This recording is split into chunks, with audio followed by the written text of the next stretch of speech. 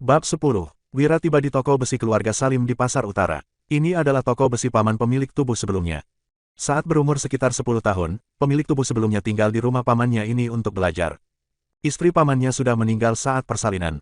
Jadi, paman dan putrinya hanya bisa bergantung pada satu sama lain. Mereka bersikap sangat baik terhadap pemilik tubuh sebelumnya. Namun, pamannya menentang pernikahan pemilik tubuh sebelumnya dengan Wulan 3 tahun yang lalu.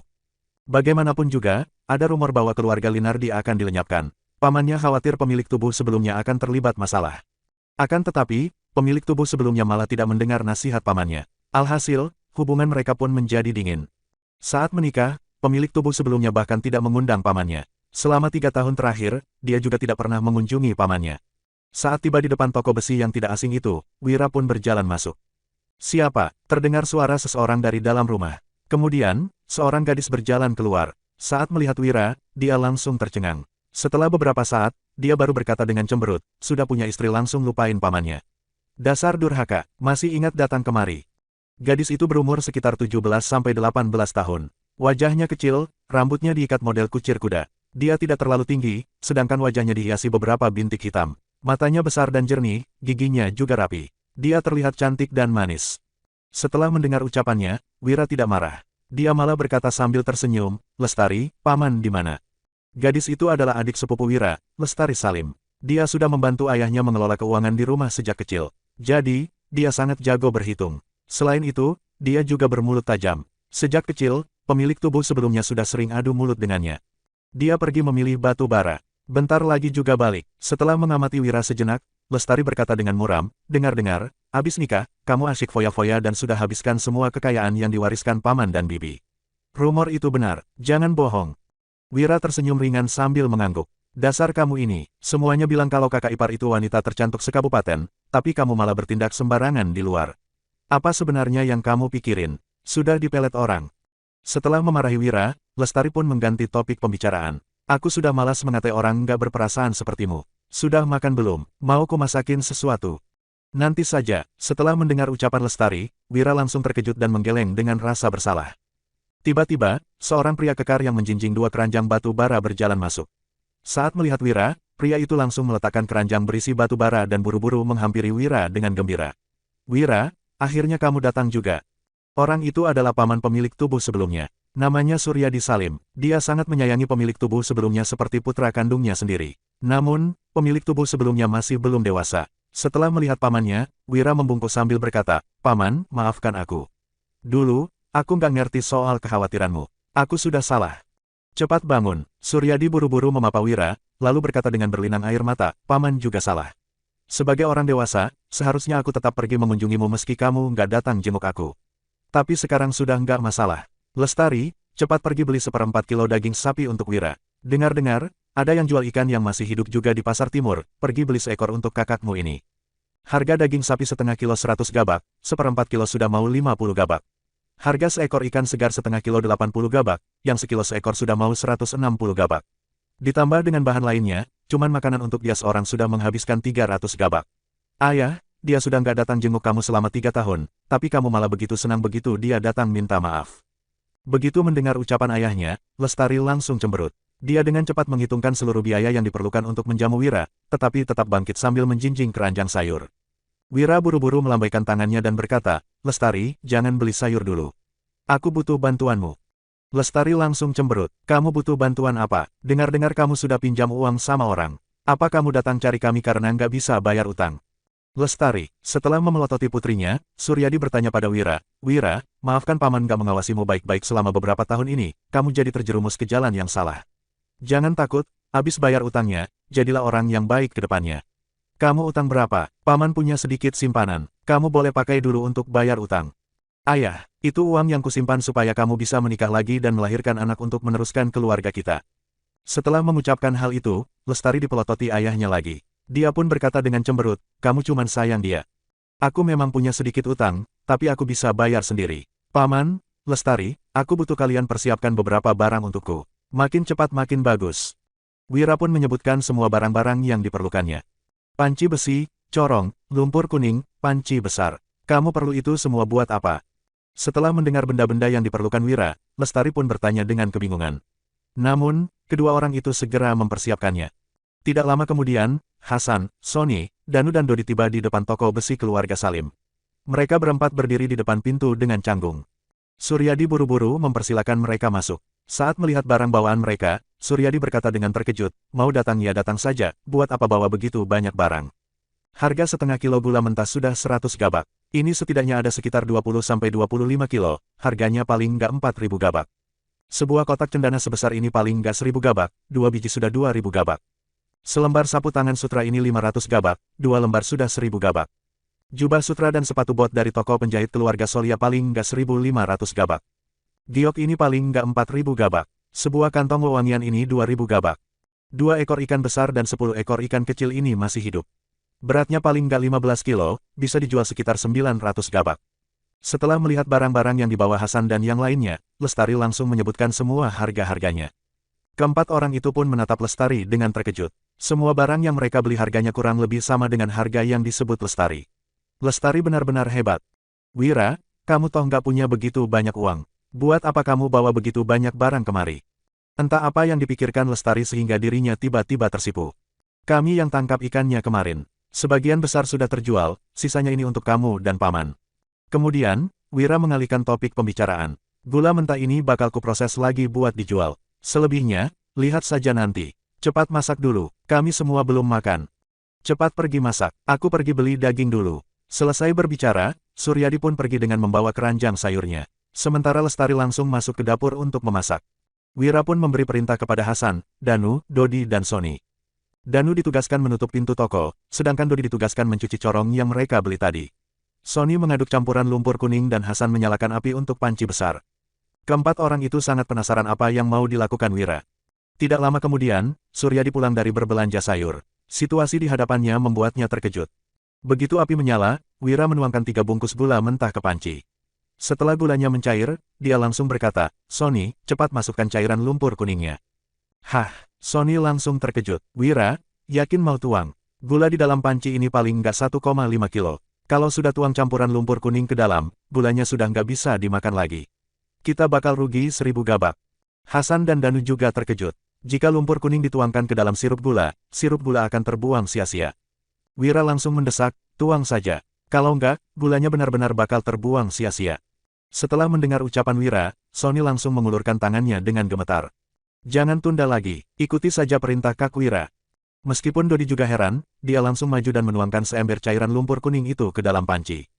Dia tidak tahu apa yang ingin Wira lakukan, tetapi dia akan mematuhi semua perintah Wira mulai sekarang. Begitu cairan lumpur kuning dituang ke dalam cairan gula, Wira langsung mengaduk dengan cepat. Lumpur kuning dan cairan gula pun menyatu. Tepat pada saat ini, Lestari berjalan keluar untuk menyuruh kelima orang itu makan. Setelah melihat keadaan itu, dia buru-buru berlari ke dapur dan berteriak, Ayah, Kak Wira menuangkan cairan lumpur kuning ke dalam gula mentah. Suryadi langsung terkejut. Wira toh nggak bodoh. Kenapa dia menyia-nyiakan barang seperti itu? Coba pergi lihat.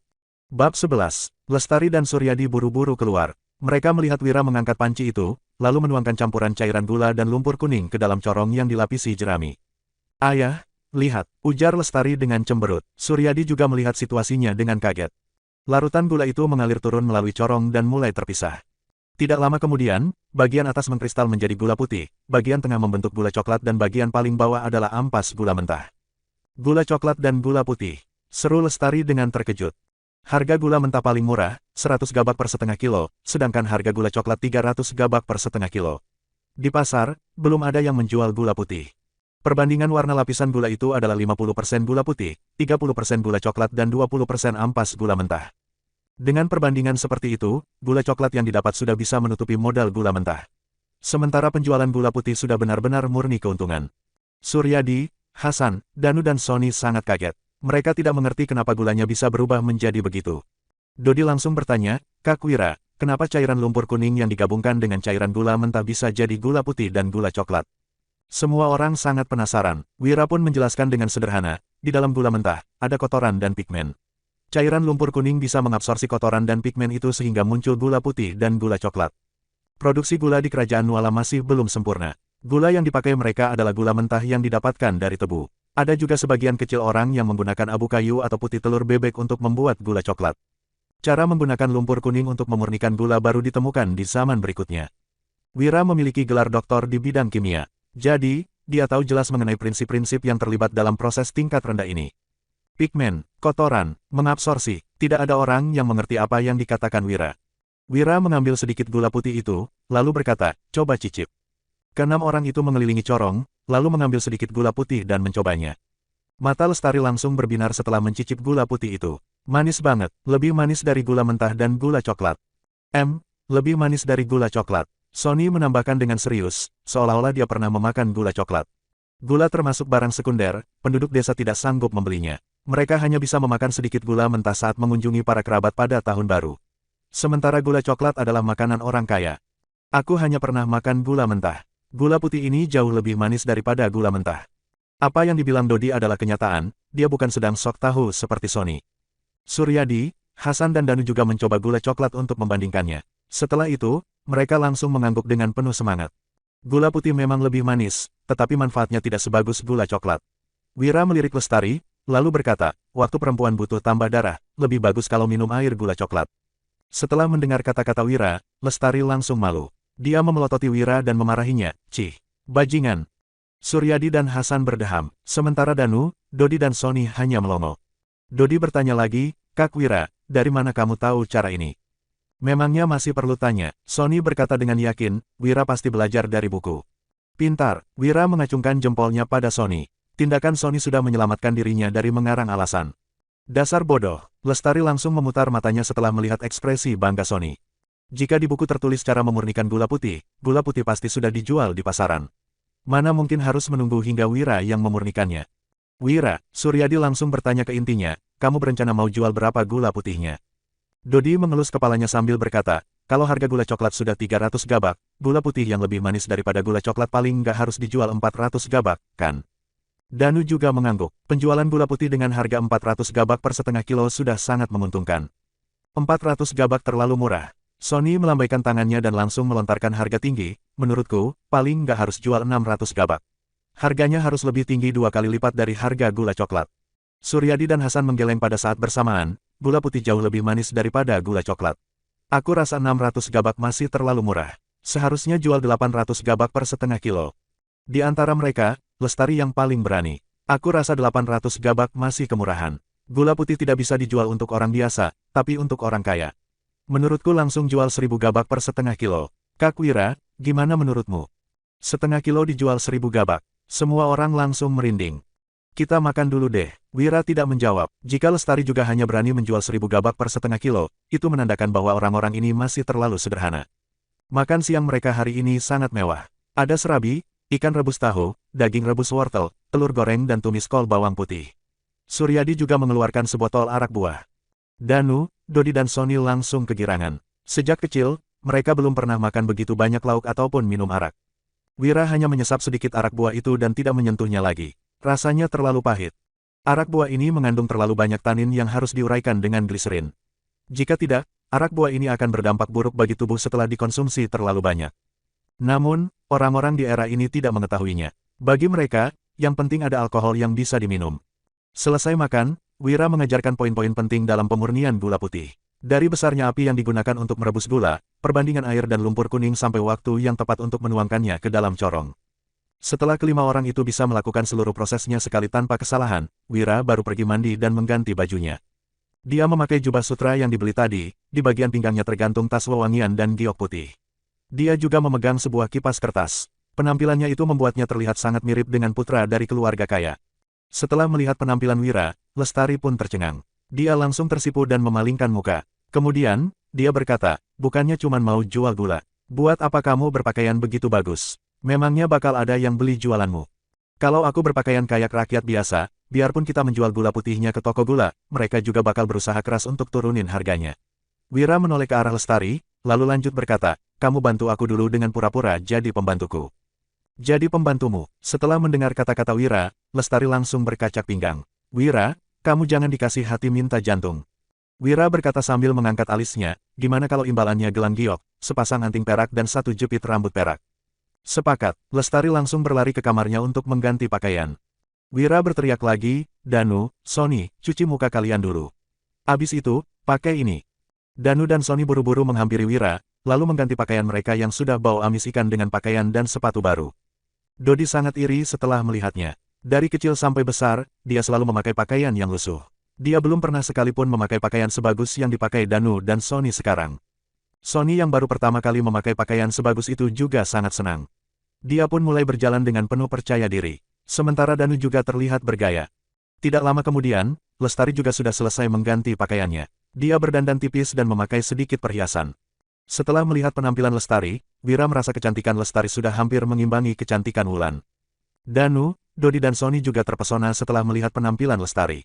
Ayo kumpul dulu, aku mau kasih tahu dulu apa yang harus kita lakukan nanti. Saat Wira menjelaskan rencananya, Danu, Sonny dan Lestari pun melontarkan pertanyaan sesekali. Tidak lama kemudian, Suryadi, Hasan dan Dodi sudah selesai memurnikan semua gula mentah. Gula mentah sebanyak 25 kilo menghasilkan sekitar 12,5 kg gula putih, 7,5 kg gula coklat dan 5 kg ampas gula. Kedua kotak cendana yang mereka beli sebelumnya digunakan untuk mengisi 10 kg gula putih yang akan dijual di pasar timur. 1,5 kg gula putih dan 2,5 kg gula coklat diberikan kepada Suryadi. Sisanya akan Wira bawa pulang ke dusun. Ketujuh orang itu dibagi menjadi dua kelompok untuk pergi ke pasar timur. Pasar timur sangat besar. Selain menjual ikan, daging, sayuran, hasil pertanian dan minyak, ada juga toko yang menjual makanan kering, makanan laut serta makanan manis. Wira memberikan 10.000 gabak kepada Suryadi, lalu menyuruhnya membawa Hasan dan Dodi pergi membeli barang yang diperlukan. Setelah menyewa sebuah kereta kuda, Wira dan Lestari duduk di dalam kereta. Danu mengendarai kereta, sedangkan Sonny berjalan mengikuti kereta di samping. Mereka semua sangat gugup tetapi juga bersemangat. Mereka mengendarai kereta kuda itu ke toko gula keluarga Suteja. Ini adalah toko milik keluarga Suteja yang merupakan keluarga berkuasa di Kabupaten Uswal. Bab 12. Kusir mengeluarkan sebuah balok penumpu dan menyuruh Lestari turun terlebih dahulu. Kemudian, dia baru memapa Wira untuk turun dari kereta. Danu dan Sonny mengeluarkan dua kotak cendana dari dalam kereta. Saat melihat keempat orang itu memasuki toko, pegawai toko pun menyambut mereka dengan ramah, "Tuan, apa yang bisa aku bantu?" Setelah melihat reaksi pegawai toko, Danu dan Sonny langsung mengerti maksud Wira menyuruh mereka berganti pakaian. Tadi pagi saat mereka berempat mau membeli barang, mereka bahkan sudah diusir terlebih dahulu sebelum mengatakan apa-apa. Sekarang, setelah melihat pakaian mereka, pegawai toko malah langsung bersikap sangat ramah. Wira berkata dengan penuh percaya diri, "Aku datang untuk cari pemilik toko, suruh dia keluar." "Namaku Hendra Suteja, siapa namamu, untuk apa kamu kemari?" "Hendra Suteja, tuan." Ketiga keluarga Suteja yang gemuk itu berjalan turun dari lantai 2. Dia mengamati Wira terlebih dahulu, lalu melirik Lestari, Danu dan Sonny. Kemudian, seulas senyum ramah muncul di wajahnya. Setelah melihat pakaian mereka yang bagus, Hendra langsung merasa Wira berasal dari keluarga yang sekaya keluarga Suteja. "Namaku Wira, Pak Hendra, dengar-dengar kamu itu pedagang makanan manis yang paling berpengalaman di Kabupaten Uswal. Aku punya sedikit barang langka, entah kamu pernah lihat apa enggak?" Sebelum menunggu Hendra mempersilakannya duduk, Wira sudah langsung duduk. Sonny menuruti perintah Wira untuk meletakkan kotak cendana yang dia pegang di atas meja, lalu kembali ke tempatnya. Setelah itu, Lestari pun maju dan membuka kotak cendana itu. Saat mengangkat sapu tangan yang menutupi kotak itu, dia membatin, "Kak Wira ngapain sih? Kenapa nggak langsung suruh Sonny buka? Lagian, apa kegunaan sapu tangan ini?" Saat Lestari melangkah ke samping, Hendra yang melihat gula putih di dalam kotak itu langsung terkejut. Dia buru-buru melangkah maju dan berseru, "Kenapa kamu bisa punya begitu banyak lapisan gula?" Pada saat merebus gula mentah, kadang-kadang bisa terbentuk lapisan gula. Namun, jumlahnya hanya sedikit. Di dalam kotak cendana yang sebesar ini, ada sekitar 4-5 kg lapisan gula. Hendra sangat penasaran dari mana Wira mendapatkannya. "Pak Hendra, itu bukan lapisan gula, melainkan gula kristal dari wilayah barat."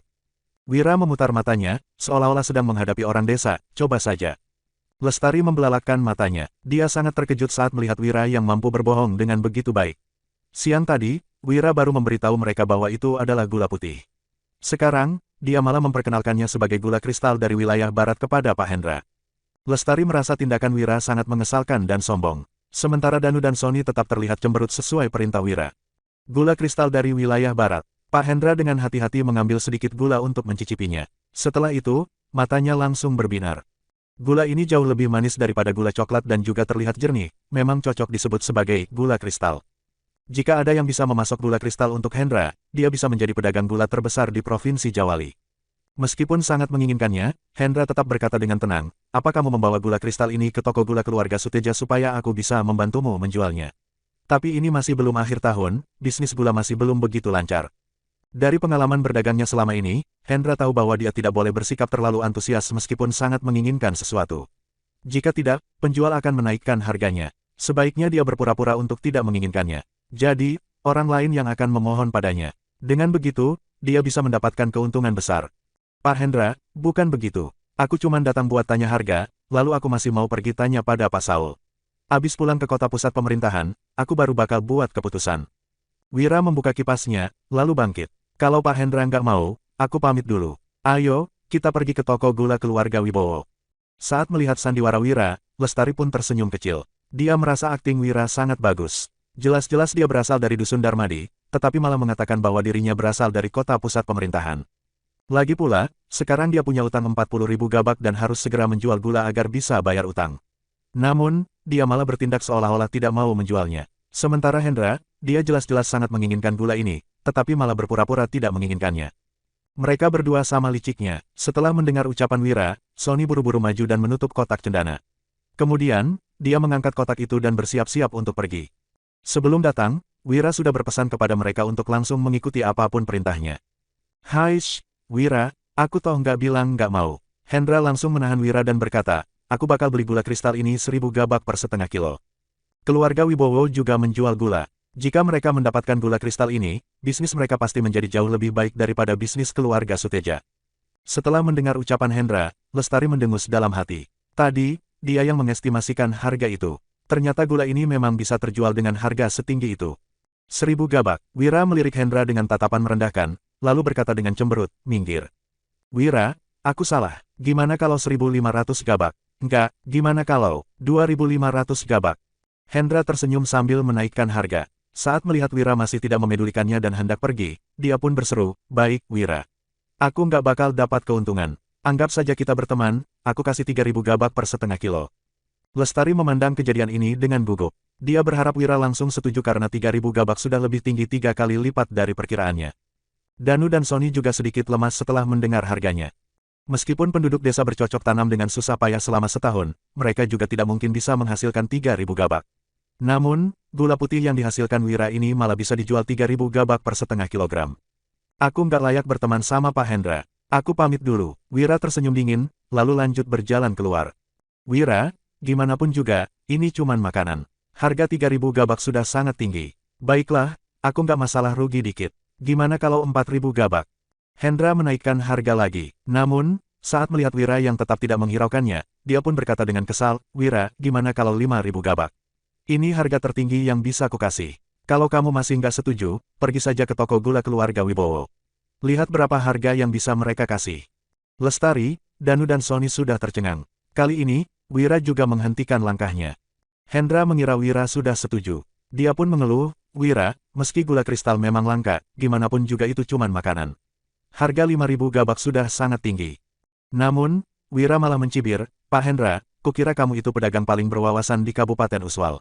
Tapi setelah dengar kata-katamu itu, sepertinya aku sudah salah. Hendra menghela napas, Wira, aku tahu kamu masih pengen harga yang lebih tinggi.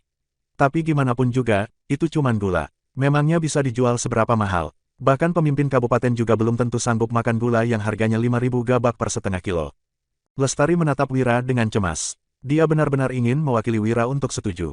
Namun, Wira mencibir lagi, Pak Hendra, siapa yang bilang kalau gula kristal ini untuk dimakan? Hendra pun kebingungan, Wira, memangnya gula bisa digunakan untuk apa lagi selain dimakan? Lestari, Danu dan Sony juga terkejut dan mempunyai pertanyaan yang sama.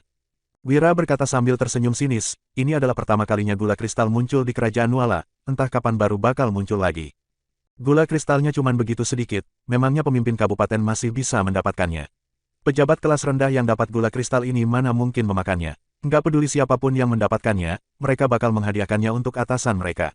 Orang yang menerima hadiah ini bakal mengingat orang yang menghadiahkannya. Sebab, ini adalah barang langka yang belum ada sebelumnya. Aku sudah begitu terus terang, apa Pak Hendra masih mau pura-pura bodoh?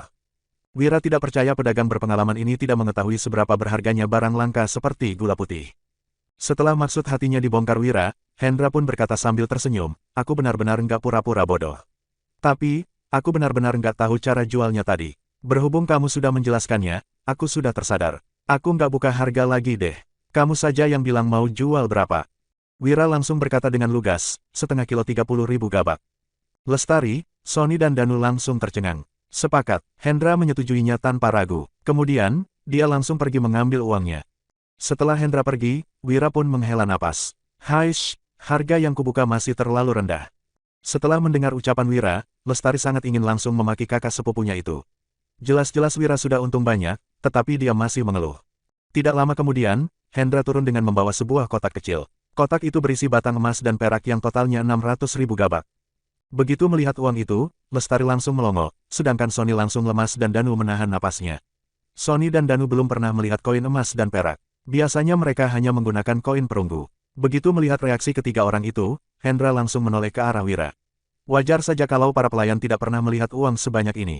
Namun, akan aneh apabila tuan mereka juga mempunyai reaksi yang sama. Bab 13. Simpan uangnya. Wira sama sekali tidak melirik uang di dalam kotak itu. Dia langsung bangkit dan melambaikan tangannya. Transaksi kita sudah selesai. Aku pamit dulu. Danu menerima kotak itu, sedangkan Lestari dan Sony berjalan di belakangnya. Wira, tunggu dulu. Hendra langsung mengejarnya dan bertanya, kapan kamu bisa sediakan gula kristal ini lagi? Itu tergantung keberuntunganku. Wira berkata sambil mengangkat alisnya, gula kristal pada dasarnya memang langka. Pedagang dari wilayah barat harus melalui wilayah bangsa Agrel sebelum sampai di kerajaan Nuala, sedangkan wilayah bangsa Agrel sangat berbahaya. Entah kapan mereka bakal datang lagi. Mungkin 3 bulan, mungkin juga setahun. Jadi, aku juga nggak bisa pastikan waktunya. Oh, Hendra berkata dengan hormat, kulihat kamu sangat berwibawa. Kamu pasti berasal dari keluarga besar, kan? Apa kamu itu anak keluarga Darmadi dari kota Nagari? Kota Nagari juga merupakan kota pusat pemerintahan. Jaraknya sekitar 150 km dari tempat ini. Namun, tidak ada keluarga besar yang bermarga Darmadi di sana. Aku berasal dari kota pusat pemerintahan Jagabu. Wira melambaikan tangannya dengan kesal, kalau Pak Hendra nyesal, batalkan saja transaksinya. Aku bisa bertransaksi dengan orang lain dan menjualnya seharga 1 juta gabak ke orang lain. Kota pusat pemerintahan Jagabu adalah kota perbatasan kerajaan Nuala dengan wilayah bangsa Agrel. Kabupaten Uswal termasuk yurisdiksi kota pemerintahan Jagabu. Jika ada orang dari wilayah barat yang mau masuk ke wilayah kerajaan Nuala, pemberhentian pertama mereka adalah kota pusat pemerintahan Jagabu. Hendra menanyakan semua pertanyaan itu untuk menguji Wira. Ini, Danu langsung mendorong kotaknya kepada Hendra. Wira sudah berpesan pada yang lainnya untuk langsung menuruti semua perintah Wira. Jadi, Danu pun langsung bertindak sesuai perintah. Namun, Hendra malah buru-buru mengadang di depan gula putih dan berkata, Wira, transaksi kita sudah selesai. Uang 600.000 gabak itu sudah jadi milikmu, sedangkan 10 kilo gula ini milik keluarga Suteja. Pelayan, antar Tuan Wira keluar. Pegawai toko langsung mempersilakan mereka keluar. Wira masuk ke kereta kuda dengan ekspresi dingin. Kemudian, keempat orang itu pun meninggalkan toko gula keluarga Suteja. Setelah melihat kereta kuda menjauh, ekspresi Hendra yang tadinya terlihat ramah pun berubah menjadi tajam dan tegas. Meskipun sikap Wira terlihat seperti putra keluarga kaya, Hendra tetap merasa ada yang aneh. Selain pakaian pelayan wanita itu, pakaian orang lainnya adalah pakaian baru. Di sisi lain, meskipun Wira mengenakan jubah sutra, kualitas giok dan tas wewangiannya sangat buruk. Kereta kuda yang mereka pakai juga seperti kereta kuda biasa. Jadi, Hendra tidak begitu percaya bahwa Wira berasal dari keluarga besar. Selain itu, gula tidak mudah diawetkan. Jika dibawa masuk dari wilayah barat yang jauh, gulanya pasti bisa sedikit meleleh. Namun, 10 kg gula kristal ini sama sekali belum meleleh. Hal yang terpenting adalah kota pusat pemerintahan Jagabu lebih makmur daripada Kabupaten Uswal. Kenapa Wira tidak menjual gula kristal ini di sana dan malah datang ke daerah kecil seperti ini? Keraguan-keraguan ini sudah melekat di benak Hendra. Dia memberi perintah kepada pegawainya, lalu pegawainya itu pun langsung keluar. Wah, emasnya banyak banget. Di dalam kereta, Lestari mengambil sebatang emas, lalu menggigitnya. Kemudian, dia pun berseru kegirangan, kalau bisa menghasilkan 600.000 gabak sehari, 10 hari sudah 6 juta gabak, sebulan 18 juta gabak, setahun sudah 216 juta gabak. Dalam 10 tahun, kita sudah bisa mengumpulkan miliaran gabak. Kak Wira, kamu sudah mau kaya raya. Wira menggeleng, dasar mata duitan. Untuk sementara, gula putih sudah nggak bisa dijual di Kabupaten Uswal. Lestari pun bertanya dengan terkejut, kenapa? Wira menjawab, tadi, Hendra nggak berhenti mengujiku. Aku rasa dia punya maksud lain. Lestari langsung tercengang. Kenapa aku nggak merasa begitu? Wira menatap ke arah Danu yang duduk di depan, lalu berkata, Danu, coba lihat ada yang ikutin kita nggak? Lestari langsung cemberut. Kak Wira, transaksi kita sudah selesai, untuk apa Pak Hendra suruh orang ikuti kita? Begitu Lestari selesai bicara, Danu pun menjawab, Kak Wira, benar katamu. Pegawai toko Pak Hendra memang lagi ikuti kita. Mana mungkin? Lestari pun melihat keluar jendela. Setelah melihat memang ada pegawai toko gula yang mengikuti mereka dari jauh, dia pun tercengang. Wira berkata dengan suara yang berat, ini karena aku berlagak jadi putra keluarga besar. Lestari bertanya dengan bingung, gimana kalau kamu jual gula putih dengan status penduduk desa? Wira mendengus, mungkin mereka bakal langsung menangkapku, lalu menginterogasiku soal cara memurnikan gula putih. Semua orang mengira bahwa orang yang melewati dimensi ke zaman kuno bisa menguasai dunia karena mempunyai keterampilan. Nyatanya, orang berkemampuan tinggi yang tidak mengerti kondisi pada zaman itu hanya akan dikendalikan orang. Mereka akan dianggap sebagai pencetak uang yang bisa dimanfaatkan dengan mudah. Nggak mungkin deh, Lestari berkata dengan ragu, keluarga Suteja terkenal baik dan dermawan di ibu kota provinsi. Wira menggeleng dan berkata dengan serius, Lestari, orang yang benar-benar baik hati nggak bakal sukses. Kamu nggak ngerti seberapa besar keuntungan yang bisa didapatkan dari pemurnian gula mentah menjadi gula putih. Kalau keluarga Suteja mengetahui teknik ini, mereka pasti bisa menjadi salah satu keluarga terkaya di dunia. Mana mungkin Hendra melewatkan kesempatan untuk dapat keuntungan sebesar ini. Ini adalah pertama kalinya Lestari bertemu dengan masalah seperti ini. Dia pun menjadi takut dan bertanya, jadi, gimana ini? Danu dan Sony juga ketakutan. Ini pertama kalinya mereka merasa dunia ini jauh lebih rumit daripada yang mereka bayangkan. Wira berpesan, kalau sudah pulang nanti, cepat habiskan semua gula putih itu. Jangan biarkan orang lain melihatnya. Akhir-akhir ini, kamu juga jangan keluar rumah dulu. Kalau mau beli sayur, suruh Paman Suryadi saja. Nanti aku pergi ke kota pusat pemerintahan Jagabu saja untuk jual gula putihnya. Lestari langsung terkejut. Ini sudah cukup bahaya, tapi kamu masih mau pergi ke kota pusat pemerintahan. Wira terkekeh, lalu berkata, di tempat yang makin besar, uang makin mudah didapatkan. Di kota pusat pemerintahan, 10 kilo gula putih ini paling nggak bisa dijual 1 juta gabak. Lestari langsung tergagap, 1 juta gabak. Danu, hentikan mobilnya. Beri pelajaran pada pegawai toko itu. Wira lanjut berkata, suruh dia sampaikan pada Pak Hendra. Kalau mau berbisnis dengan jujur, kelak kita pasti bisa kerja sama lagi. Tapi kalau dia punya niat buruk, jangan harap aku bekerja sama dengannya lagi. Tidak lama kemudian, pegawai itu kembali ke toko gula keluarga Suteja. Dia menunjukkan pergelangan tangannya yang bengkak dan menyampaikan pesan Wira. Setelah mendengar hal itu, ekspresi Hendra langsung menjadi sangat suram. 1 jam kemudian, setelah berbelanja dan mengembalikan kereta kuda, ketujuh orang itu berkumpul di depan gerbang kota. Melihat barang bawaan Wira yang begitu banyak, Suryadi pun panik. Lestari, kenapa kamu nggak nasihatin Kak Wira untuk jangan belanja begitu banyak? Utangnya masih belum lunas, loh. Lestari langsung menunduk dengan malu. Dia sudah berusaha menasihati Wira, tetapi Wira malah langsung membelikannya gelang, anting dan jepit rambut tanpa melakukan tawar-menawar. Wira juga membelikannya 2 set baju, sepatu dan bedak pipi merah yang sudah dia inginkan sejak lama. Bukan hanya begitu, Wira tentu saja juga berbelanja untuk orang lainnya. Wira memberikan sebuah tas kain kepada Suryadi. Paman, jangan salahkan Lestari. Sebagai kakak sepupunya, sudah seharusnya aku membelikannya sedikit hadiah. Ini pakaian dan sepatu untuk Paman. Nanti coba pakai cocok atau enggak. Hah, ada hadiahku juga. Ngapain kamu habisin uang beli semua ini untukku? Aku enggak kekurangan apa-apa kok. Suryadi menerima tas kain itu sambil tersenyum senang. Berapa banyak yang kamu habiskan? Apa masih cukup bayar utang? Kalau enggak cukup, Paman pinjamin uangnya. Sudah cukup kok, Paman. Waktunya sudah larut, kami pulang dulu ya. Wira melambaikan tangannya, lalu mengingati Lestari lagi, jangan lupa soal pesanku. Iya, jawab Lestari dengan kesal. Sepanjang perjalanan mereka tadi, Wira sudah mengingatkannya berkali-kali untuk tidak membocorkan cara pembuatan gula putih. Wira juga menyuruhnya untuk menyimpan gula itu dengan baik dan menghabiskannya secepat mungkin.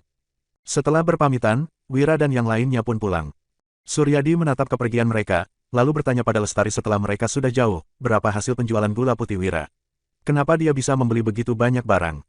Lestari menjawab, 60.000 gabak. Sebelum Lestari sempat menyelesaikan kata-katanya, Suryadi sudah memotong. Kalau gitu, yang tersisa setelah bayar utang juga cuma 20.000 gabak. Kenapa kamu nggak nasihati dia supaya nggak sembarangan belanja? Lestari melihat ke sekeliling, lalu berbisik. Ayah, bukan 60.000 gabak, tapi 600.000 gabak. Apa? 600.000. Astaga, mana mungkin, ujar Suryadi dengan terbata-bata. Lestari lanjut berkata, ayah, ku kasih tahu deh. Kak Wira jago sandiwara, loh. Setelah mendengar cerita Lestari, Suryadi pun mengerutkan keningnya. Kenapa pakaian dan kain ini berat banget? Begitu melihat ke dalam, ternyata ada sebatang emas dan 2 batang perak yang terselip di dalam pakaiannya. Lestari pun terkejut. Tadi, mereka semua belanja bersama. Namun, Lestari tidak tahu kapan Wira memasukkan uang itu ke dalam tas kain ini. Suryadi juga terkejut, lalu berkata dengan berlinang air mata, Kak, Wira sudah besar. Dia sudah bisa menyayangi orang lain. Sayang sekali kamu sudah meninggal. Kalau enggak, kamu pasti bisa hidup bahagia. Bab 14. Dalam perjalanan pulang, Hasan menarik gerobak di depan, sedangkan Danu mengawal di belakang. Dodi dan Sony sedang berjalan sambil mengobrol, sementara Wira tidur di atas gerobak. Dia sudah tidak tahan begadang dari semalam. Dodi berkata dengan semangat, Kak Sony, coba cerita sekali lagi gimana Kak Wira menjual gulanya. Dodi, aku sudah cerita berkali-kali. Tenggorokanku sudah mau sakit. Sony pun menunduk dan bermain dengan bajunya. Ya sudah kalau nggak mau cerita lagi. Tapi kelak, panggil aku Zabran. Itu nama yang diberi Kak Wira untukku. Ujar Dodi dengan serius. Sony mengangkat lengan bajunya sambil berkata, Zabran, kenapa kamu nggak ganti baju baru?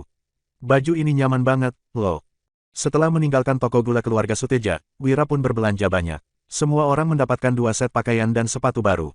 Dodi melirik ke arah ayahnya yang sedang menarik gerobak. Baju baru harus disimpan sampai tahun baru, mana mungkin Dodi berani langsung memakainya seperti Sony. Jika tidak, ayahnya pasti bakal langsung mencambuknya hingga harus diseret pulang dengan gerobak. Hoam, Wira yang tidur di atas gerobak sudah bangun. Saat mengamati sekeliling yang tidak ada orang, dia pun membuka kotak uangnya. Paman Hasan, berhenti dulu. Danu, Dodi, Sony, kemari, kalian masing-masing dapat 50.000 gabak. Paman Hasan dapat 60.000 gabak, soalnya kerjanya paling capek. Kalian gak keberatan, kan? Enggak, jawab Sony dengan terbata-bata. Mereka tahu Wira pasti akan membagikan uang kepada mereka. Namun, mereka mengira Wira paling banyak juga hanya akan memberikan 5.000 gabak untuk mereka. Alhasil, jangan, itu kebanyakan. Wira, kamu sudah belikan kami begitu banyak barang. Kami sudah puas, nggak perlu kasih uang lagi. Hasan menggeleng. Jika Danu dan Dodi masing-masing mendapatkan 50.000 gabak dan dirinya mendapat 60.000 gabak, totalnya sudah 160.000 gabak. Baik teknik menangkap ikan, teknik busur ikan maupun cara pembuatan gula putih, itu semua adalah teknik rahasia Wira. Jika dia mencari orang untuk bekerja untuknya, semua orang juga sudah akan berebutan kerja dengan gaji 30 gabak sehari. Jadi, bagaimana bisa mereka menerima begitu banyak uang dari Wira? Benar, nggak boleh. Danu dan Dodi juga menyuarakan pendapat mereka. Mereka itu kerabat, hanya dengan ditraktir makan dan dibelikan baju sebagai imbalan saja sudah cukup. Sony juga bersuara, Wira, aku cuman seorang gelandangan. Biasanya aku selalu kekurangan makanan, juga nggak punya baju ganti. Kemana-mana juga selalu dipandang rendah sama orang lain. Tapi selama 2 hari ini, aku sudah bisa makan enak. Sekarang, kamu juga belikan aku baju. Aku sudah puas kok, uangnya nggak perlu lagi. Bukannya mereka tidak mau menerimanya, tetapi tidak boleh menerimanya. Jika tidak, mereka akan merasa bersalah. Wira pun berkata sambil tersenyum, memangnya 50-60.000 gabak itu banyak. Danu, Dodi dan Sony langsung mengangguk. Namun, Hasan malah merenung. Setelah melihat reaksi mereka, Wira berkata, harga tanah seluas 600-700 meter persegi sudah butuh 5.000 gabak. Budi punya 20 hektar tanah, nilainya paling nggak 1,5 juta gabak. Itu masih belum termasuk bahan pangan dan uang tunai yang dia punya. Kalau mereka begitu kaya, uang ini termasuk apa? Keempat orang itu langsung terkejut dan mengangguk setelah mendengar ucapan Wira. 600.000 gabak memang terlihat banyak, tetapi sebenarnya masih tidak bisa dibandingkan dengan kekayaan Budi. Tapi, asalkan tetap berupaya keras, kita pasti bisa segera melampaui mereka. Wira berkata dengan senyum usil, kelak, kita bahkan bisa dapat 6 juta atau 60 juta gabak. 6 juta atau 60 juta gabak. Sony menggaruk kepalanya sambil termenung. Sony hanya tahu hitungan sampai ribuan, sedangkan puluh ribuan menandakan sangat banyak. Namun, dia tidak tahu spesifik jumlahnya. Danu dan Dodi hanya melongo. Sementara Hasan yang selalu bersikap tenang juga terlihat terkejut. Aku kasih uang ini untuk kalian, bukan suruh kalian untuk sembarangan foya-foya. Wira memasukkan batang perak ke tangan mereka berempat, lalu berkata dengan serius, Sony, Danu, Dodi, kalian sudah dewasa dan cukup umur untuk menikah. Pakai uang ini untuk bangun rumah, lalu carilah istri yang cantik dan baik. Kalau uangnya nggak cukup, nanti aku kasih lagi. Ingat, harus bangun rumah batu yang punya pekarangan. Nanti aku bantu desain rumahnya. Kalau kalian bangun gubuk jerami, nggak usah ikut aku lagi kelak. Menikah, bangun rumah batu, tanya Sony dengan terkejut. Kemudian, dia tiba-tiba menangis dan berlutut, Wira, nyawaku ini sudah jadi milikmu. Kelak, kamu mau suruh aku bunuh orang juga boleh. Sony tidak pernah membayangkan bahwa dirinya bisa memakan nasi dengan lauk, minum alkohol, pakai baju bagus, bangun rumah batu dan menikah. Namun, impian yang terasa jauh ini sudah tercapai dengan hanya bekerja untuk Wira selama 2 hari. Kami juga, seru Danu dan Dodi bersamaan. Meskipun Hasan tidak berbicara, dia mengangguk ringan sambil menatap uang perak di tangannya. Biasanya, penduduk desa sudah menikah di usia 13-14 tahun. Danu dan Dodi sudah mencapai usia itu. Mereka juga sudah pernah mencoba mencari pasangan, tetapi tidak ada gadis yang bersedia setelah mendengar keadaan keluarga mereka. Hasan juga ingin mendapatkan uang untuk membangun beberapa rumah agar kedua putranya bisa menikah. Namun, dalam beberapa tahun terakhir, Hasan sudah punya tambahan 3 orang anak. Kedua putra yang belajar bela diri darinya juga punya nafsu makan yang besar. Mereka sudah kerja keras selama beberapa tahun, tetapi uang yang terkumpul masih 3.000 gabak. Entah kapan mereka baru bisa mengumpulkan cukup banyak uang agar bisa menikah. Sekarang, kedua putranya sudah bisa langsung menikah dengan 160.000 gabak ini. Wira memapa Sony untuk berdiri, lalu berkata, buat apa bunuh orang?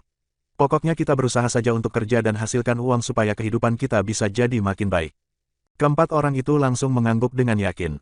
Mereka sudah merasa cukup senang apabila bisa hidup berkecukupan. Danu, Dodi, Hasan menatap uang perak di tangan mereka dan berkata, sini, ayah bantu kalian simpan uangnya. Danu langsung tersenyum dan menyerahkan uang perak itu kepada ayahnya. Dodi juga menyerahkan uang perak itu dengan cemberut. Ayah, panggil aku Zabran dong. Hasan mengangkat cambuk di tangannya, lalu Dodi pun buru-buru kabur.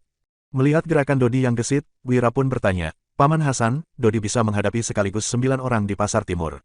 Iwan juga bilang dia itu orang yang berlatih bela diri. Apa kamu yang mengajari mereka? Sony juga penasaran. Hasan sudah pensiun militer selama 5 tahun, tetapi tidak pernah menunjukkan kemampuannya. Waktu para warga saling berebut air di musim kemarau, baik Hasan, Danu maupun Dodi juga tidak pernah main tangan meskipun dimaki orang. Setelah merenung sesaat, Hasan menjawab, itu keterampilan bela diri yang diajarkan Panglima Militer dulu. Wira bertanya dengan penasaran, kalau gitu, kamu bisa lawan berapa orang sekaligus? Hasan menjawab, tergantung. Sekarang tubuhku sudah lemah, kalau dengan tangan kosong, aku bisa hadapi 10 orang biasa. Kalau lawanku punya senjata dan aku tangan kosong, sekitar 5-6 orang sudah bisa mengepungku. Kalau yang berlatih bela diri, 3 orang saja sudah bisa menangkapku. Makanya waktu di kota, sebisa mungkin jangan berkelahi. Orang-orang di sana punya senjata, bisa bahaya kalau dikepung. Wira memandang ke langit, lalu berkata, ayo jalannya cepat dikit. Kita harus sampai rumah sebelum gelap. Kalau enggak, Budi pasti datang tagih utang. Aku takut dia bertindak sembarangan ke Wulan kalau tahu dia sendirian di rumah. Buk. Ada 4 orang bawahan Budi yang menendang pintu rumah Wira. Budi berteriak, Wira, buka pintunya, sudah saatnya kamu bayar utang. Jangan sembunyi lagi, cepat keluar dan jadilah budakku. Selain itu, suruh istrimu mandi yang bersih. Hari ini, aku mau menidurinya. Wulan sudah menggunakan sebatang kayu untuk menahan gerbang rumah mereka. Mau jual ikan untuk bayar utang. Budi tersenyum mengejek, lalu melanjutkan, mana mungkin segampang itu bisa mendapatkan 40.000 gabak. Jangan menipuku lagi, cepat buka pintu dan bayar utangnya. Kalau enggak, aku dobrak ya. Buk. Keempat bawahan itu mulai mendobrak. Bab 15. Namun, pintunya tetap tidak terbuka setelah didobrak. Budi melambaikan tangannya sambil berkata, jangan dobrak lagi, sudah ditahan dari dalam. Panjat dinding saja. Keempat bawahan itu pun berhenti mendobrak. Kemudian, mereka mulai bertumpu pada satu sama lain untuk memanjat dinding rumah Wira. Setelah melompat masuk, bawahan itu pun membukakan pintu dari dalam agar Budi bisa masuk. Setelah melihat Budi masuk ke rumahnya, Wulan langsung berlari ke ruang utama dengan panik. Budi melangkah dengan santai sambil berkata, cantik, suamimu sudah kabur, tapi kamu masih begitu setia padanya. Bukannya lebih baik hidup bersamaku yang penyayang? Suamiku nggak kabur, dia pasti pulang untuk bayar utang. Kamu jangan macam-macam. Wulan menyeret meja di dalam ruang utama untuk menahan pintu. Apa bagusnya si pemboros itu hingga kamu begitu setia padanya? Budi memberi isyarat pada bawahannya, lalu 2 bawahannya langsung mendobrak pintu. Saat pintu didobrak, Wulan yang sedang menahan meja juga terempas ke lantai. Pakai tenaga, seru Budi sambil tersenyum licik. Setelah didobrak beberapa kali, pintu itu pun terbuka. Budi mendekati Wulan dengan ekspresi mesum sambil berkata, cantik, berhubung si pemboros itu nggak ada di rumah, kita bisa langsung masuk kamar. Menurut surat perjanjian, kamu itu sudah jadi milikku. Wulan buru-buru bangkit dan berlari ke dalam kamar. Cantik, jangan buru-buru dong. Baru dibilang sudah langsung masuk kamar. Budi tersenyum licik, lalu membuka tirai menuju kamar tidur. Shoot, sebuah gunting tiba-tiba melesat ke arah Budi. Dia langsung ketakutan dan buru-buru mundur. Baru saja dia mundur beberapa langkah, sebilah pisau dapur menebas ke arahnya lagi. Wulan menyerbu keluar dari kamar dengan memegang sebuah gunting dan sebilah pisau dapur. Dia tidak akan membiarkan siapapun menyentuhnya selain suaminya. Meskipun harus mati, dia juga tidak akan tunduk pada si tua bangka ini. Cepat tahan dia. Selesai memberi perintah, Budi buru-buru kabur keluar. Seorang bawahan melambaikan tongkatnya, lalu pisau dapur dan gunting di tangan Wulan langsung jatuh ke lantai. Kedua bawahan lainnya segera memungut senjata itu. Wulan yang sudah kehilangan senjatanya pun perlahan-lahan mundur sambil menggenggam pergelangan tangannya. Budi menyeka keringat dinginnya dengan kesal. Tadi, dia hanya menggoda Wulan. Sebenarnya, ada tokoh besar yang sudah menginginkan Wulan. Jadi, Budi juga tidak bisa menodainya. Namun, Budi sudah murka begitu mengalami peristiwa mengerikan seperti tadi. Dia pun kehilangan akal sehatnya dan berteriak, tahan dia. 4 bawahan Budi langsung mengepung Wulan. Aku lebih rela mati daripada dilecehkanmu. Wulan menguatkan niatnya, lalu membenturkan kepalanya ke dinding. Tiba-tiba, belasan warga dusun menyerbu masuk dengan memegang tongkat kayu. Mereka semua adalah warga dusun Darmadi. Ada orang yang berteriak, "Budi, kamu mau apa? Berhenti sekarang juga, kalau enggak, kami enggak bakal sungkan lagi." Wulan pun menghentikan tindakannya. Dia mengenal orang-orang ini. Herman dan Hamid adalah adik paman Hasan. Sementara Sofyan, Said dan Surya adalah kakak-kakak Sony. Sisanya adalah kerabat Wira yang lainnya. Budi melirik para warga dusun itu, lalu mengikat kembali ikat pinggangnya dan mengeluarkan surat pinjaman. "Aku datang buat tagih utang. Buat apa kalian kemari? Awas aku jebloskan kalian ke penjara pengadilan daerah." Setelah mendengar ucapan Budi, ekspresi beberapa warga dusun langsung berubah drastis. Rakyat biasa paling takut pada pemerintah. Bagi mereka, yang paling bagus adalah tidak perlu berhubungan dengan orang-orang pemerintah. Namun, kepala desa adalah penghubung warga desa dengan pemerintah. Begitu ada warga desa yang tidak bisa membayar pajak, Budi akan langsung menyuruh orang menjebloskan mereka ke penjara pengadilan daerah. "Budi, memangnya kamu kira kamu itu pemimpin kabupaten? Seenaknya saja mau tangkap orang." Herman memaksakan diri untuk berkata dengan berani, "Memang benar Wira berutang padamu. Tapi kakakku sudah pergi menemani Wira menjual ikan. Kalau mereka pulang, utangnya sudah bisa dibayar." Semalam, Hasan menemui Herman dan menyuruhnya untuk lebih memperhatikan rumah Wira karena takut Budi datang berbuat onar. Hasan juga bilang kalau Wira adalah orang baik. "Benar," sahut Surya. "Semalam, Sony membawa pulang 2 ekor ikan. Sebelum pergi ke ibu kota provinsi tadi pagi, dia juga mengingatkan Surya untuk mencegah orang yang datang menagih utang ke rumah Wira untuk berbuat onar. Dengan begitu, mereka pasti bisa terus makan ikan ke depannya. Beraninya kalian membantahku. Awas aku naikkan pajak kalian di musim panen tahun depan," ujar Budi dengan kesal. Biasanya, pajak panen yang harus dibayar penduduk desa ditentukan oleh kepala desa. Pajak itu dibayar dalam bentuk memberikan sebagian hasil panen mereka. Kepala desa akan membayar jumlah yang ditentukan kepada pemerintah, lalu menyimpan kelebihannya sendiri atau dibagi-bagikan kepada pejabat kecil lainnya. Jadi, ancaman ini sangat berguna bagi warga desa. "Naikkan pajak, dasar bajingan nggak manusiawi. Asal sudah waktunya bayar pajak panen, kamu selalu hanya mengambil sedikit hasil panen warga dusun Silali, tapi malah mengambil banyak hasil panen dusun Darmadi. Kalau kamu berani naikkan pajaknya tinggi-tinggi, kami nggak bakal bayar pajak. Kami bakal lapor ke pemimpin kabupaten." Warga desa sudah sepenuhnya marah. Budi mengerutkan keningnya, dia hanya mengatakan hal itu untuk menakut-nakuti mereka, tetapi mereka malah percaya. "Sudahlah, ribut apa sih?" Tiba-tiba, Agus berjalan mendekat dan menegur warga desa, "Nggak mau bayar pajak. Kalian mau memberontak, ya? Menurut kalian, pemimpin kabupaten bakal percaya omongan kalian atau omongan Pak Budi yang bantu dia terima hasil panen?" Para warga menunduk, amarah dalam hati mereka sudah berkurang begitu mendengar ucapan Agus. Herman berkata lagi dengan berani, "Tapi kami juga nggak bisa pergi sekarang. Kakakku dan Wira sedang pergi jual ikan. Asal mereka pulang, utangnya sudah bisa dibayar. Apa kamu nggak bisa hitung? Kamu nggak tahu berapa banyak ikan yang harus dijual untuk mendapatkan 40.000 gabak." Agus menatap Herman, lalu berkata dengan meremehkan, "Harga ikan kecil cuma 10 gabak per setengah kilo, sedangkan ikan besar cuma 16 gabak per setengah kilo. Dari ikan yang didapatkan Wira kemarin, ikan besar paling cuma ada 100 kilo, sedangkan ikan kecil cuma 50 kilo. Jadi, dia paling banyak juga cuma bisa hasilkan 14.000 gabak. Belum lagi harus bayar pajak ke pemerintah 10% dan ke bos ikan 20%. Uang yang tersisa nggak bakal sampai 10.000 gabak. Itu masih belum sampai seperempat utangnya." Wajah Herman langsung memucat. Kalau uang yang didapatkan Wira belum mencapai 10.000 gabak, Wira tidak mungkin bisa membayar utang 40.000 gabak. Wulan pun berkata, "Meskipun uang penjualan ikan nggak cukup, aku sudah berikan sebuah gelang giok yang harganya 20.000 gabak untuk digadaikan. Kalau dia pinjam uang sama kakakku lagi, kita sudah punya cukup uang untuk bayar utang." Warga desa mengangguk. Saat pernikahan mereka, ada juga keluarga Wulan yang datang. Mereka memakai baju sutra yang bagus serta menaiki kereta kuda yang cantik dan besar. Agus berkata sambil mengelus-elus janggutnya, "Apa kalian tahu aturan penggadaian? Giok cuman bisa digadaikan setengah harga. Jadi, giok seharga 20.000 gabak juga cuman bisa digadaikan seharga 10.000 gabak. Keluargamu memang kaya, tapi nggak ada gunanya Wira pergi. Keluarga Linardi toh mau kamu kembali, mana mungkin mereka melewatkan kesempatan ini." Setelah mendengar ucapan Agus, Wulan langsung terduduk ke lantai. Situasinya mungkin memang seperti apa yang dikatakan Agus. Kakak Wulan pasti memilih menghabiskan lebih banyak uang untuk menebusnya kembali daripada meminjamkan uang pada Wira untuk membayar utang. Setelah melihat situasi Wulan, para penduduk desa pun merasa kasihan terhadapnya. Jika Wira tidak bisa membayar utang, sepasang suami istri ini harus menjadi budak Budi. "Bubarlah, Wira nggak mungkin bisa bayar utang. Rumah ini bakal segera jadi milik Pak Budi. Mana sopan kalian datang dengan membawa tongkat kayu?" Agus mengibaskan tangannya untuk mengusir warga desa. Kemudian, Dia tersenyum dan mengangguk pada Budi. Sebagai penguasa tertinggi Dusun Darmadi, dia harus memiliki hubungan yang baik dengan kepala desa. Dengan begitu, pajak panen yang mereka serahkan bisa menjadi lebih sedikit. Saat pejabat kecil punya masalah, penguasa tertinggi dusun akan menolong mereka bahkan bila harus menggertak orang dusunnya. Lagi pula, Agus juga merasa tidak senang terhadap Wira gara-gara insiden ikan kemarin.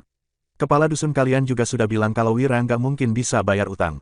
Cepat pergi, teriak Budi pada warga dusun. Dengan bantuan Agus, Budi pun menjadi sombong kembali. Yang harus pergi itu kamu. Wira masuk ke dalam rumahnya dengan murka. Bab 16. Menurut aturan kerajaan Nuala, batas terakhir membayar utang itu di tengah malam. Apa yang sudah dilakukan Budi? Wira memang tidak melihat apa yang sudah terjadi. Namun, saat melihat pintu aula utama yang roboh, Wulan yang berlinang air mata, tangannya yang bengkak dan memar, pisau dan gunting yang ada di tangan anak buah Budi serta para kerabat yang memegang tongkat kayu, Wira langsung mengerti apa yang terjadi. Suamiku, saat semua anak buah Budi sedang lengah, Wulan mengambil kesempatan untuk berlari keluar dari aula utama. Dia langsung melemparkan diri ke dalam pelukan Wira dan menangis terseduh-seduh. Jangan takut, aku sudah pulang. Wira mengelus rambut panjang Wulan sambil menghiburnya. Kemudian, dia mengangkat tangan Wulan yang bengkak dan memar sambil bertanya, masih sakit? Nggak sakit lagi. Meskipun Wulan masih merasa tangannya sangat sakit, dia tetap memaksakan seulas senyum. Saat melihat semua warga desa yang menatap mereka, Wulan buru-buru bersembunyi di belakang Wira sambil tersipu. Wulan merasa sangat malu karena sudah memeluk suaminya dan bertukar kata-kata manis di hadapan semua orang. Semua orang tidak keberatan akan hal itu. Mereka sedang melihat jubah sutra yang dipakai Wira serta pakaian baru Danu dan Sony. Di pedesaan, orang-orang memakai pakaian sederhana yang terbuat dari katun. Namun, mereka bertiga malah memakai pakaian mewah dari sutra. Jadi, semua orang pun menatap mereka dengan bingung. Budi berkata dengan merendahkan, bisa-bisanya kamu pakai pakaian bagus dan bermesra-mesraan di hadapanku. Memangnya 40.000 gabakku sudah terkumpul. Jubah sutra yang dipadu dengan giok dan tas wewangian sudah memakan hampir 10.000 gabak.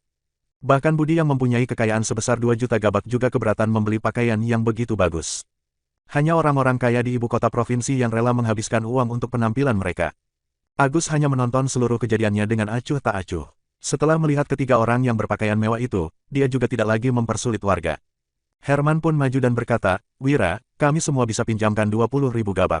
Asal kamu punya 20.000 gabak sisanya, utang ini pasti bisa dibayar lunas.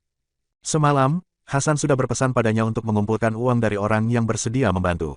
Jadi, Wira bisa menggunakannya apabila uang penjualan ikan tidak cukup. Makasih atas niat baik semuanya. Setelah mengucapkan terima kasih, Wira menatap Budi dan mendengus. Aku punya uangnya, gimana dengan surat perjanjian dan taruhan kita? Serahkan uang. Sebelum Budi sempat menyelesaikan kata-katanya, Wira melemparkan 4 batang uang perak ke kaki Budi. Sebatang uang perak nilainya 10.000 gabak. 4 batang uang perak sudah cukup untuk membayar utang 40.000 gabak Wira. Setelah melihatnya, Wulan pun menangis. Suamiku benar-benar bisa menghasilkan 40.000 gabak untuk bayar utang. Para warga dusun juga menghela napas lega. Jika ada kerabat mereka yang menjadi budak orang, mereka juga akan ditertawakan orang. Agus berkata dengan terkejut, Wira, penjualan ikanmu nggak mungkin bisa menghasilkan 40.000 gabak. Keluarga Wulan juga nggak mungkin bersedia pinjamin uang untukmu. Dari mana kamu dapatkan uang ini? Wira menjawab dengan dingin, apa hubungannya sama kamu? Saat di depan pintu tadi, Wira sudah mendengar semuanya. Agus bukan hanya tidak membantu, tetapi malah mempersulit warga. Agus pun langsung malu setelah mendengar jawaban Wira. Ini bukan uang perak, semuanya terbuat dari timah. Ini uang palsu. Budi memungut sebatang uang perak, lalu menunjukkannya pada Agus. Pak Agus, benar, kan? Palsu. Agus melirik uang perak itu tanpa memegangnya. Aku jarang pakai uang perak. Jadi, nggak bisa bedain itu asli apa palsu. Pak Budi lihat saja sendiri. Uang perak itu sebenarnya asli. Agus sudah tahu rencana Budi, tetapi tidak mau ikut terlibat. Jika Agus membela Wira, dia akan menyinggung Budi. Jika Agus membantu Budi memfitnah Wira, para warga dusun akan memakinya apabila hal ini terbongkar. Setelah mendengar kata-kata Budi, warga dusun juga terkejut. Di desa, jarang ada transaksi jual-beli. Para warga desa biasanya hanya menggunakan koin perunggu. Jadi, mereka juga tidak pernah melihat uang perak. Danu dan Sony pun murka. Apa Budi sudah buta? Dia bahkan tidak bisa membedakan uang perak yang asli dan palsu. Wulan pun berkata dengan cerdik, hei, jangan memfitnah. Kamu tahu jelas uang perak itu asli apa palsu. Kamu cuma mau menipu kami biar bisa merebut semua yang dimiliki Wira. Kami nggak bakal tertipu. Cepat keluarkan surat perjanjian dan surat taruhannya. Kalau nggak, kami bakal tuntut kamu ke pengadilan daerah. Para warga dusun pun tersadar. Pantas saja meskipun sudah mengumpulkan cukup uang, ada banyak orang yang tetap tidak bisa mendapatkan kembali tanah mereka dari rentenir. Ternyata meskipun seseorang memiliki uang, para rentenir juga tidak mau menerimanya agar dia melanggar perjanjian. Dengan begitu, para rentenir sudah bisa menyita tanahnya. Danu dan Sony sangat marah hingga ingin turun tangan untuk memukul Budi. Tidak ada yang tahu demi mengumpulkan 40.000 gabak ini, mereka sudah bekerja sangat keras dari kemarin hingga hari ini. Saat mereka sudah mengumpulkan cukup uang untuk membayar utang, Budi malah menggunakan cara licik seperti ini. Uang perak ini palsu. Kalau nggak percaya, ayo kita ke pengadilan daerah. Suruh saja pemimpin kabupaten yang menilainya. Budi sama sekali tidak takut. Hari sudah hampir gelap, mereka juga hanya bisa pergi ke pengadilan daerah besok pagi. Dengan begitu, Wira akan termasuk melanggar perjanjian. Kamu, Wulan sangat marah hingga tidak bisa berkata-kata. Dalam menghadapi penipu seperti ini, Wira juga hanya bisa menahan amarahnya. Kalau kamu nggak mau terima uang perak, kamu mau terima apa? Koin perunggu, Budi berkata dengan percaya diri, bayar 40.000 gabak itu dengan koin perunggu. Aku mau kamu bayar utang hari ini juga. Kalau nggak, kamu termasuk melanggar perjanjian. Rumah, tanah, dan istrimu bakal jadi milikku. Kamu juga harus jadi budakku. Setelah mendengar ucapan Budi, Agus pun menggeleng. Dengan koneksi dan karakter Wira, sudah cukup susah baginya untuk mengumpulkan 40.000 gabak. Mana mungkin dia bisa mendapatkan 40.000 gabak koin perunggu dalam sekejap. Hari sudah mau gelap, Wira juga sudah tidak sempat membawa uang perak itu ke kota kecil untuk ditukarkan dengan koin perunggu. Orang yang bisa mengeluarkan 40.000 gabak koin perunggu di dusun ini juga hanya Agus. Jika Wira memohon padanya, dia juga tidak mungkin setuju karena takut menyinggung Budi. Kenapa kamu malah menindas orang? Setelah memahami niat jahat Budi, para warga dusun pun marah besar. Mau koin perunggu, Wira berkata dengan kesal, Dodi, bawa 40.000 gabak koin perunggu itu kemari. Tadi saat melewati kota kecil, Wira sudah menyuruh Hasan untuk menukarkan 100.000 gabak koin perunggu agar bisa digunakan di dusun. Setelah mendengar ucapan Wira, para warga dusun pun tercengang. Hei, ini 40.000 gabak koin perunggu. Agak berat, terima yang baik. Dodi membawa sekantong koin perunggu ke dalam rumah, lalu menaruhnya ke tangan Budi dengan marah. Jika tidak dicegah ayahnya, Dodi pasti sudah menghajar Budi. Sebab, Budi benar-benar sudah keterlaluan. Sebuah koin perunggu beratnya 4 gram, 1000 buah sudah 4 kilogram. Jadi, berat 40.000 gabak koin perunggu adalah 160 kilogram. Gubrak, Budi pun jatuh tertimpa koin perunggu itu. Dia langsung berteriak, bajingan, kenapa kalian masih melongo? Cepat papa aku berdiri. Keempat anak buahnya buru-buru menggeser kantong koin yang menimpa Budi dan memapa Budi untuk berdiri. Sekantong koin perunggu itu berjumlah tepat 40.000 gabak. Agus pun tercengang, jika menambahkan 40.000 gabak uang perak, 40.000 gabak koin perunggu, dan harga pakaian ketiga orang itu, jumlahnya sudah 100.000 gabak. Wulan juga terkejut, bahkan kalau kakak bersedia membantu, dia juga nggak bakal meminjamkan uang sebanyak ini. Sebenarnya, dari mana Wira mendapatkan uang sebanyak ini? Budi menghitung koin itu berkali-kali hingga langit mulai gelap. Wira mengaitkan jarinya ke arah Budi sambil berkata, keluarkan surat perjanjian dan surat taruhannya. Budi masih tidak bersedia mengeluarkannya. Koin perunggu ini sudah usang, nggak bisa dipakai lagi. Aku nggak mau terima. Kalau kamu mau bayar utang, pakai uang emas. Uang emas tidak dimiliki orang biasa. Bahkan Budi sendiri juga tidak mempunyai uang emas. Kali ini, Wira pasti tidak bisa mengeluarkannya. Agus juga mengangguk. Jangankan Wira, bahkan Agus yang merupakan orang terkaya di dusun juga tidak mempunyai uang emas. Budi jelas-jelas sedang mempersulit Wira. Para warga dusun yang menyadari hal ini pun langsung marah. Kesabaran Dodi juga sudah habis. Hei, dikasih uang perak, kamu bilang palsu. Dikasih koin perunggu, kamu bilang sudah usang. Sekarang, kamu malah minta uang emas. Aku mau tahu alasan apa lagi yang bakal kamu lontarkan. Kamu memang sengaja nggak mau kasih Kak Wira bayar utang lantaran mau monopoli propertinya, kan? Berani banget kamu menindas Kak Wira. Aku pasti menghajarmu, dasar bajingan. Hajar saja, teriak para warga dusun dalam hati. Budi malah hanya menatap Dodi dengan sinis. Aku ini pejabat pemerintah yang terdaftar. Kalau kamu berani memukulku, kamu bakal dihukum pemimpin kabupaten. Nggak masalah, aku terima. Dodi langsung mengepalkan tangannya dan hendak meninju Budi, tetapi Wira menahannya. Para warga dusun pun melepaskan tongkat kayu yang mereka pegang. Meskipun pejabat seperti Budi bukan termasuk pejabat tinggi, dia tetap merupakan orang pemerintah bagi rakyat jelata. Di kerajaan Nuala, rakyat jelata yang berani memukul orang pemerintah akan dihukum dengan berat.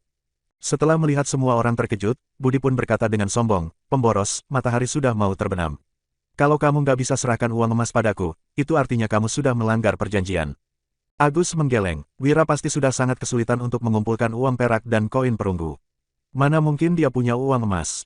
Hari ini, Wira akan sepenuhnya bangkrut dan tidak bisa bangkit lagi. Mau mempersulitku dengan uang emas? Jangan mimpi. Wira pun melemparkan sesuatu ke lantai dengan santai. Saat melihat barang di atas lantai, para warga dusun dan Agus langsung membelalak. Aku memang mau mempersulitmu. Kalau kamu nggak bisa kasih aku uang emas, tanah dan rumahmu akan menjadi milikku. Termasuk istri cantikmu itu. Salah seorang anak buah Budi berkata, "Tuh, Tuan, coba lihat itu." "Lihat apa? Kamu kira yang dia lempar itu benar-benar emas?" Cibir Budi. Dia melirik ke lantai, lalu langsung membelalak. Setelah membungkuk untuk melihat jelas, ekspresinya berubah menjadi sangat suram. Bab 17. Cahaya matahari terbenam menyinari uang emas itu hingga terlihat sangat berkilau. Budi memungut uang emas itu, lalu menggosoknya ke baju sebelum menggigitnya. Kemudian, ekspresinya pun bertambah muram. "Dari mana kamu mendapatkannya?" Sebatang uang emas sudah bernilai 100.000 gabak. Ditambah dengan uang perak dan koin perunggu, totalnya sudah 180.000 gabak. Kenapa Wira bisa punya begitu banyak uang? Kamu nggak perlu tahu. Wira langsung menjawab dengan ketus, "Aku cuman mau tanya, itu emas apa bukan?" Para warga dusun juga menatap Budi. Wira sudah memberikan semua yang Budi minta, mereka mau tahu bagaimana rentenir ini mau mencari alasan lagi. "Emas ini agak keras, pasti sudah dicampur dengan perunggu. Aku cuman terima emas murni." Budi mengabaikan bekas gigitannya di batang emas, lalu mencari alasan lain untuk menolak. "Dicampur perunggu. Hei, memangnya gigimu begitu kuat sampai bisa meninggalkan bekas gigitan di perunggu? Kenapa kamu begitu nggak tahu malu?" Amarah semua warga dusun sudah terpancing. Danu dan Sony juga mengepalkan tangan mereka. Budi sudah keterlaluan. "Dasar nggak manusiawi, meski harus masuk penjara, aku juga harus menghajarmu." Amarah Dodi pun meledak, dia hendak bertindak, tetapi malah dicegah Wira. Agus juga mengerutkan keningnya, kali ini Budi memang sudah keterlaluan. Wulan juga kebingungan, dia sudah tidak tahu harus berbuat apa. "Budi, hari ini kamu memang sudah memutuskan untuk mempersulitku, ya?" Wira menatapnya tanpa ekspresi, tatapannya terlihat sangat tajam dan mengerikan.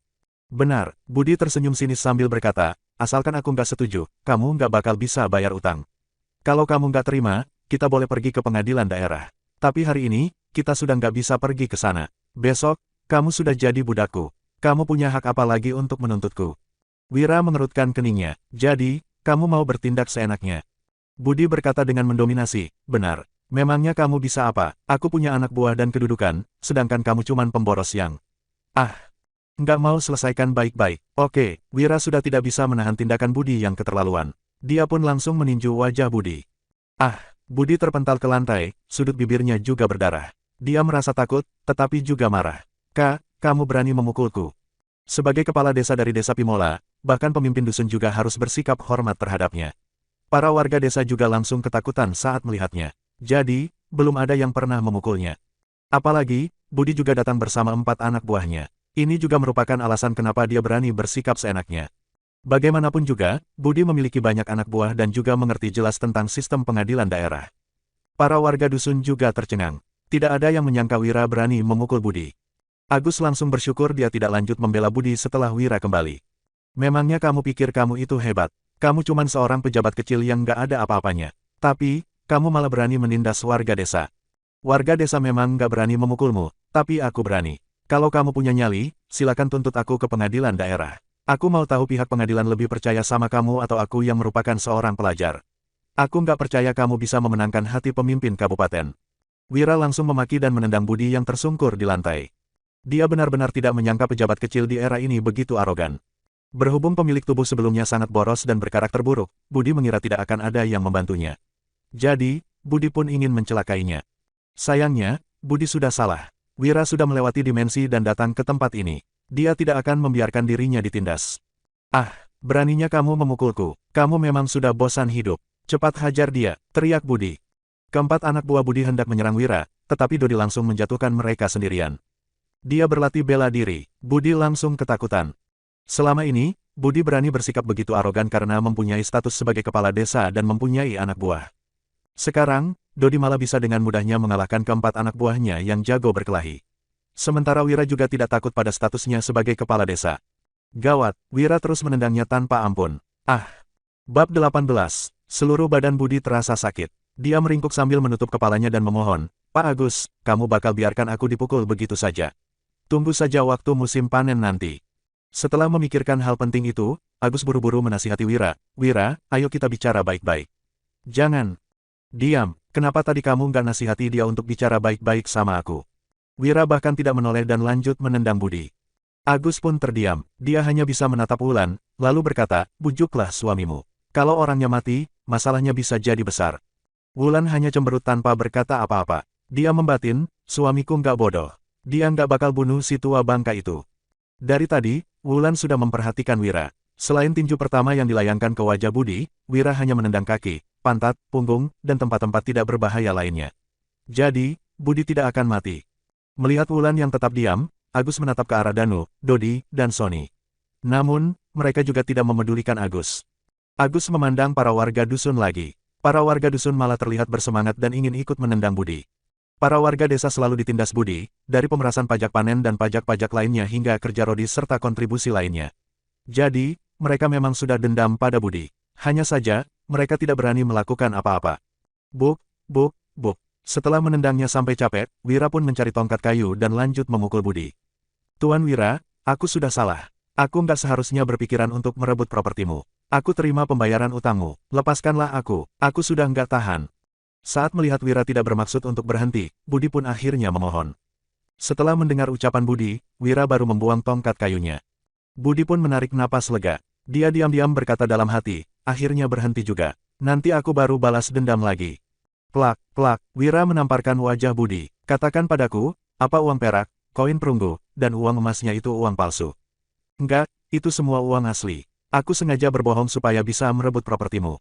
Saat melihat tatapan tajam Wira, niat Budi untuk balas dendam pun sirna.